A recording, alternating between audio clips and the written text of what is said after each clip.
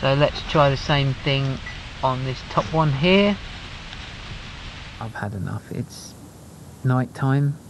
I'm scared. It's dark. I want to go home.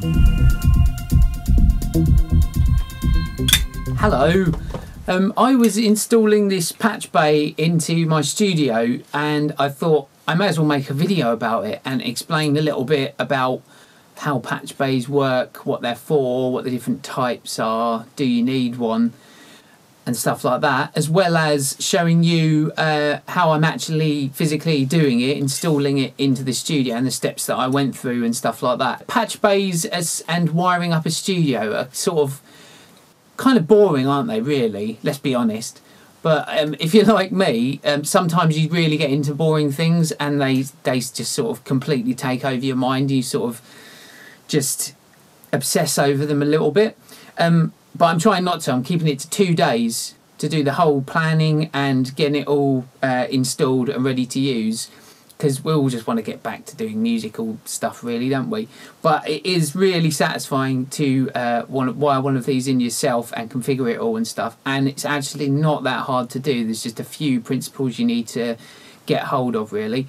So this one I picked up ages ago, actually. I got it free with a mixing desk. I got like 6 of them free with it. I haven't used them at all. The only thing, they had all the wires still left on them, as you can see, and I spent about an hour just cleaning off all the solder and all the wires and stuff, so it was ready to use again. The first thing about patch bays is you don't actually need one. So that's the first thing that you should probably think about. You don't actually need one. All it does is makes it easier to plug things into other things. So if it's already easy to do that for you, then there's probably no need to get one, really. I mean, I've come this far doing this kind of thing without actually needing a patch bay, because I'm usually quite happy patching in inserts and stuff like that into a mixer. But I've got to the point now where I want to chain multiple things. I've got a few more bits of gear flowing around, a few more ins and outs, and I'm just wanting that flexibility to put stuff in different places in the studio really quickly and easy. So all a patch bay does is it aggregates all of your inputs and outputs of all your devices, like all your mixers, your interfaces, rack gear, you know, your bits and pieces, your boxes that make sound, your instruments, if you like, you know, your keyboards or whatever you want to use in your studio, aggregates all of their ins and outs. So all of their places that you plug in audio signals, XLRs or jacks or whatever, and it brings them all into one area, this area. And so you'll have everything as it just comes out here instead of being in all these other different sockets. And then you can just quite easily connect your sampler to your mixer input 8, say, and you just get a cable and you go between there and there, and it's as simple as that. That makes it a lot easier to patch things randomly around your studio really quickly, because you just have this to hand and you can just quickly patch things in. You can go from you could go from your keyboard, you could go into a compressor, and then you could go into an EQ, and then you could go into your mixer, or then you can go into your sound card or something like that. You can do whatever you want, patch things in whatever order you want, so it does give you great flexibility. You might have noticed that these holes are quite small. They don't use normal TRS 6.3 mil jacks, 1/4 inch jacks. They don't use them. They use what's called TT or Bantam jacks. TT stands for tiny telephone, I think. They're basically ones like the ones that they used to use in phone exchanges and stuff. They look kind of like a normal TRS jack, but they're just kind of a lot smaller, 4.4 mil across, I think they are. So they're bigger than like a small headphone jack, but smaller than you know, like a TRS 1/4 inch jack. They work a lot better. They get you a much tighter connection, and they last for a lot longer. Some patch bays do allow you to use normal TRS jacks, but the better ones use these other TT patch cables, which are a bit dearer, which is annoying, but it's worth getting. There are digital options as well for patch bays. There's loads of them these days, so you wouldn't even have to bother with plugging the cables in if that's a bit too much effort. You can get digital systems that will do all the patching for you, and the great thing about that is you can save different patching configurations. Say if you're doing a particular session, you did a certain patch, you can save all that on your computer, and then this digital patcher will repatch it all for you, which is really cool. But cost wise, like these on eBay and stuff, you can get for like £100, and this is an ADC 96 Plus, I believe it's called, and for that kind of money it's a really nice patch bay. But you'd be looking into the thousands for a digital patch bay, and it would only do a few channels. This one has 48 rows on it like that, which each row has technically 2 that you can use on it. I'll explain why, the other one's there in a minute. So you could effectively, you can connect up 96 inputs and outputs, like 48 outputs, 48 inputs basically.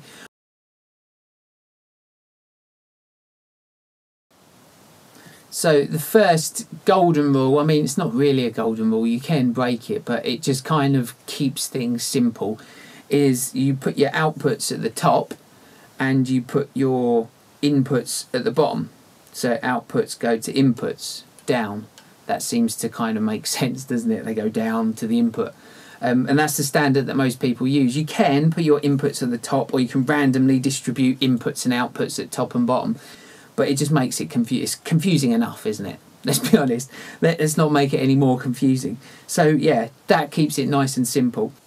I'll explain why this third row is here on this particular patch bay, but a lot of them won't have it. But I'll explain that in a minute, but just ignore that for now. These are our top and bottom, these 2 that are at the top here. So this one, as I said, is one that you solder. You solder onto the end of all these little connections here with the bare cable. Seems a bit daunting at first, but it goes a lot quicker than you think.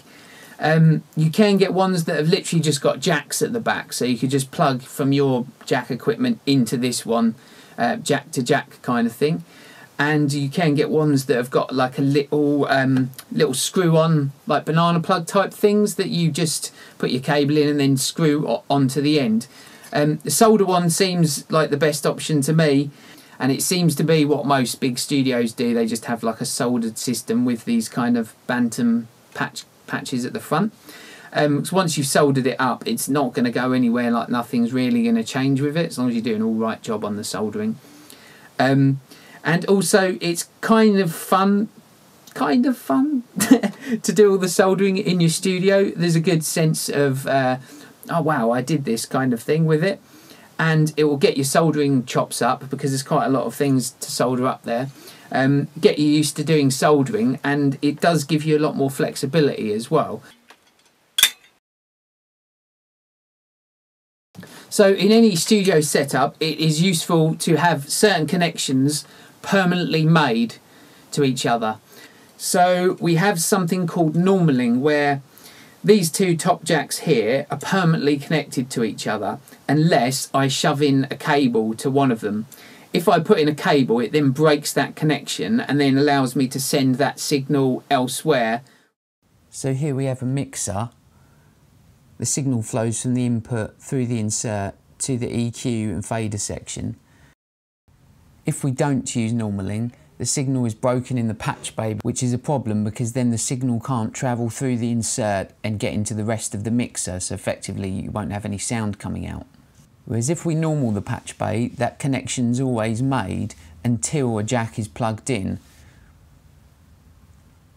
But when you plug a jack in, it breaks this signal flow and allows you to divert the signal off somewhere else. For me, I'm not using a mixer and I'm not using inserts. I've decided to ditch that for the time being. So instead, I'll have my most used equipment that I use together stacked up on top of each other, so they're permanently routed, because I'll be using them the most often. I may as well just not have to use the the cables, and then if I want to change that, I'll then plug in a cable and say no, I'm actually going to route that over to there. So what, for example, I'm doing on outputs 3 and 4 of my interface, I'm going to go straight into the SSL Fusion that I just got, and I'm just going to install. And then the outputs of the SSL Fusion are going to go straight into 3 and 4 on my sound card. So I've just got a little loop which is just that SSL Fusion. So then if I wanted to then put like a compressor like after that Fusion or before it, I would patch out of the Fusion outputs, go into the compressor, out of the compressor outputs, then back into the sound card. So essentially some of your patching is already done before you've had to put in any of your patch cords. So I hope that makes sense. If the patch bay is normaled, or the connections are normaled, as this one is, then the top to bottom connection is already made until you plug a jack in either the top or the bottom. And just the act of plugging that jack in, you don't have to plug the other end into anything, but just plugging that end in will disconnect those two, so they'll no longer be connected. That's called normaling. We have half normaling, which is basically the same idea, but it'll only break the connection if you plug into the input. So if you plug into the lower hole there, it will break the connection. So if you wanted to, you could just plug into the top output and then route that somewhere else, and it would act kind of like a splitter, because it would still be going to the bottom, but this top would be going elsewhere. And then we have the third mode, which is through, which essentially is that the top and the bottom are never connected unless you plug in a patch cable and make it connect somewhere else. So that would be more useful if they were two completely different bits of gear that you didn't ever want to connect together, or if you were stacking outputs on outputs or inputs on inputs, which is very naughty and rude. So they're the three main types of configuration or modes that you can put your patch bay into, but I'm just going to use normaling, mainly because this particular patch bay only allows for that. So that's the real reason why, but also I don't see any need to use normaling when I can split signals and things in other ways, so there's no point for that for me. I may as well explain now why this patch bay's got a third row here. That is kind of to do with the normaling actually. So with this bay, as I said, your outputs are here and your inputs are here, and this bottom row here is just a copy of the top row but with no normaling. So this bottom jack here is always carrying the same as this top jack here. So you can use that to split off and go anywhere else, and it won't break the signal plugging into this bottom row here. It's a bit like, what it reminds me of actually is, if you ever been really cheeky and had to nick a signal out of a mixer that you're not meant to take. So if you're using a mixer that's not got enough outputs or something like that, you can put a jack into the insert on the mixer, but only put it in like halfway, so it sort of doesn't quite click in. Then you'll be able to just extract the signal out of the mixer without breaking the line through the mixer. So you won't break the signal flow through the mixer, but you'll divert the signal off and be able to take it somewhere else. It'll be unbalanced, but you will be able to do it. So it's the same idea with this basically. This hole is always available for you to plug a cable in and nick the signal and, you know, divert it off. So if you need to split a signal in two, you're in luck with this patch bay. And the other important thing to consider, to get your head around really, is grounding. Because you're connecting all of your equipment together in the studio, you can start to get issues with ground loops. Now, a ground loop is when a piece of audio gear has many paths to ground, and it gives you that buzzing noise. Buzz. That buzzing noise is the electrons trying to find ground, and they're confused because they're trying to find the best earth, the deepest earth, but they've got multiple paths to go, so it ends up creating that buzzing sound. So what you want to do is make sure there's only one path to ground. Now, grounding is a whole thing, a whole subject on its own, and I won't pretend to know much about it at all.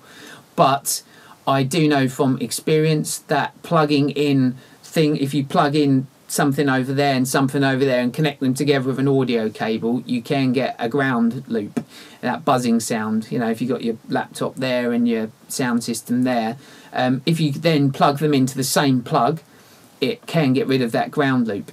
So if I was to ignore the grounding situation, it might not end up causing a problem, but I'm sort of preempting it. It will give you something like this, where your piece of audio gear, the signal is coming out in a big loop and going to another piece of audio gear. So there's multiple paths to ground, as you can see, going in these different directions.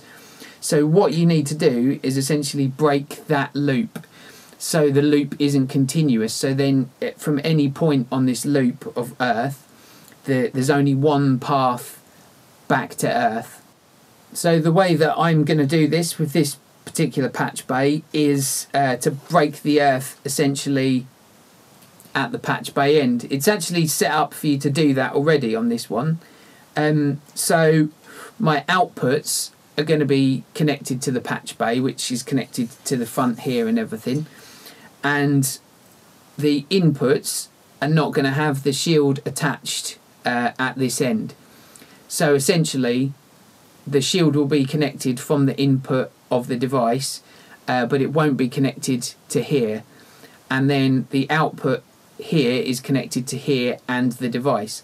So at any point along this chain, because the ground is split basically at the patch bay, whether it's on the output side or the input side, there's no loop. It has to go back to the bit of audio gear to get any kind of grounding out. Let's see how that one goes, yeah? I'll get back to you at the end. Hopefully that will not give me any problems, but we will see. But that is a basic grounding scheme that you can employ. So what it's really important to do, and I spent like a good few hours doing this, is plan out your layout of your studio. Obviously where the physical bits of gear are going to be will make a big difference, because you've got to run cables to different locations, so there's that to consider. Then there's all of the inputs and outputs that your gear has. What kind of connection is it? Is it jack? Is it XLR? Is it balanced? And all this kind of stuff.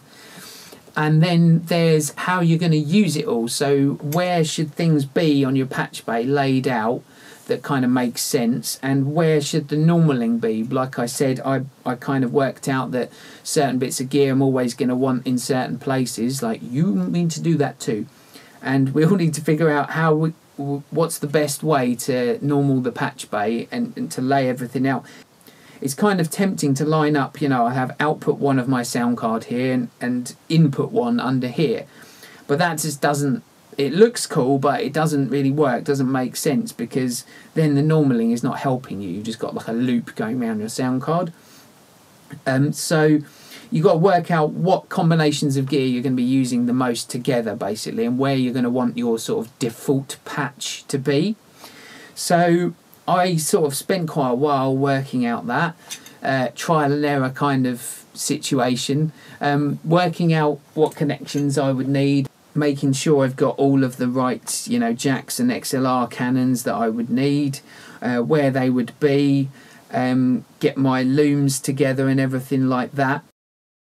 So once I've sketched it out and everything, I make a neat diagram like this, which I will use as a plan to guide me as I'm doing my soldering. So I'll have a list of, you know, what connection goes to what loom, because I'm using 2 looms to get to the different locations, and what cable number on the loom, what labelling am I using and stuff like that. So I jot them in as I go, so I've got like a record of what I've done, and I'm making sure I'm not making mistakes on the way. I'm making sure, you know, this connection has a female XLR on the end, this one has a jack on the end, this one has a male XLR, you know, all of that kind of stuff.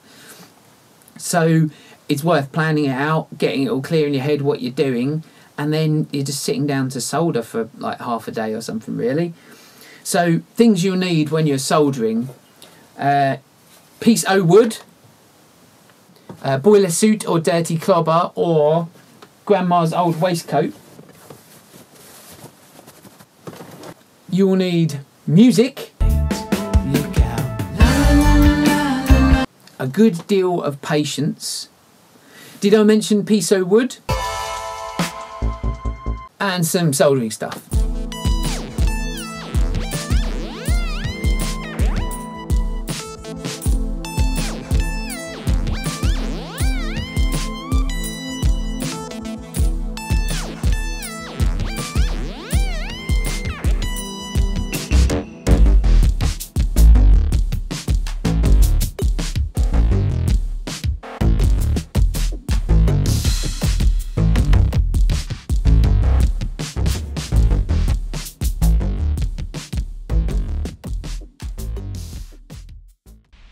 Okay, this is how far I've got so far.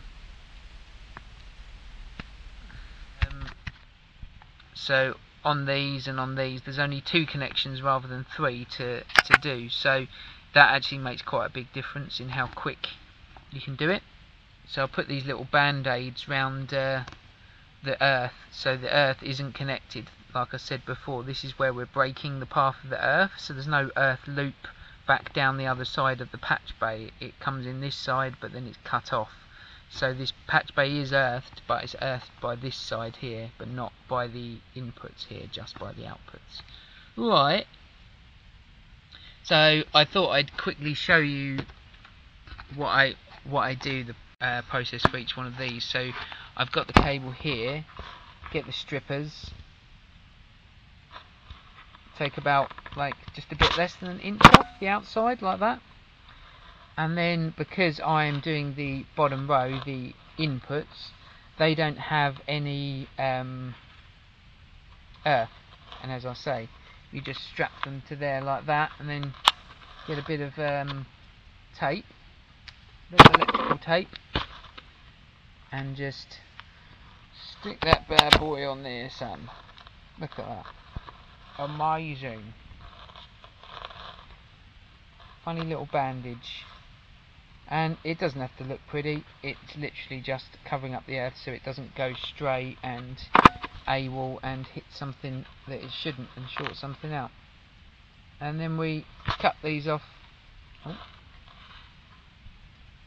There's a whole knack to using these wire strippers, so you don't strip the actual wire.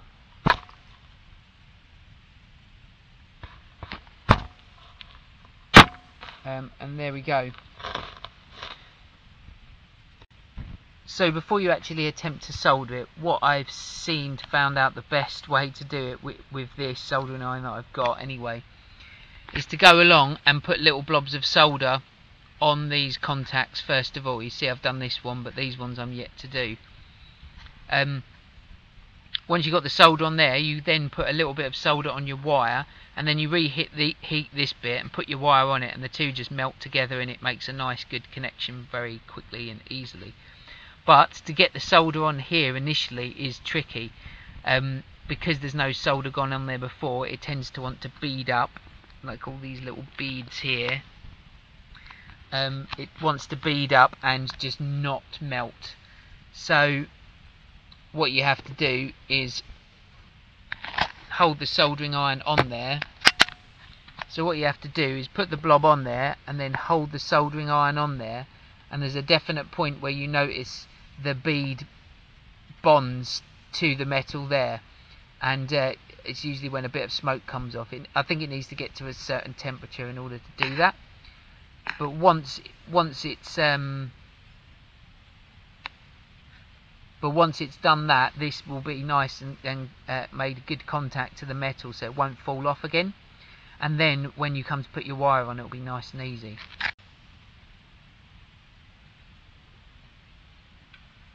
So this is how I've been positioning my wire in here, so I can then get up there and put a bit of solder just on the top there.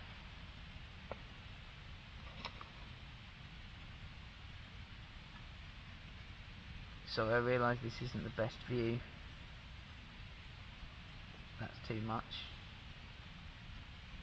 clearly, but It just needs a tiny little bit like that, so there's some bonding between the solder and the copper, and there's some bonding down here on this side as well. When you come to actually attach it, it should be nice and easy. So what I do, I get the iron in there, heat that little blob on there, to take 2 or 3 seconds for it to actually melt, and then now it's melted, I get the other cable on there and they melt together really nice. Then just pull the iron out, hold it there, blow it. 5 seconds later you've got quite a nice looking solder joint. So let's try the same thing on this top one here.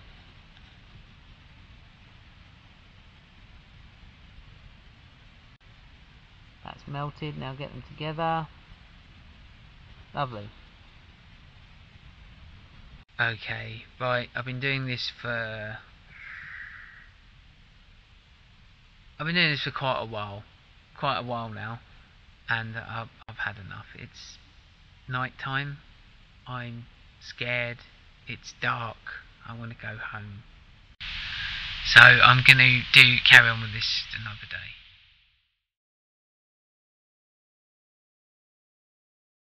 So I finally got it done.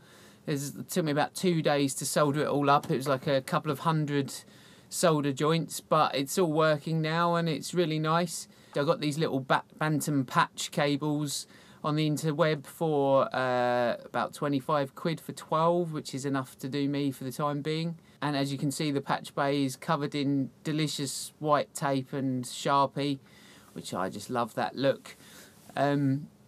So yeah, hopefully the video is useful for you and inspiring, even if that's just to know never ever to install a patch bay in your studio because it's too much effort. And you might not need one, but in my case it was nice. So that's it for today. Follow me on the interwebs and I'll see you later.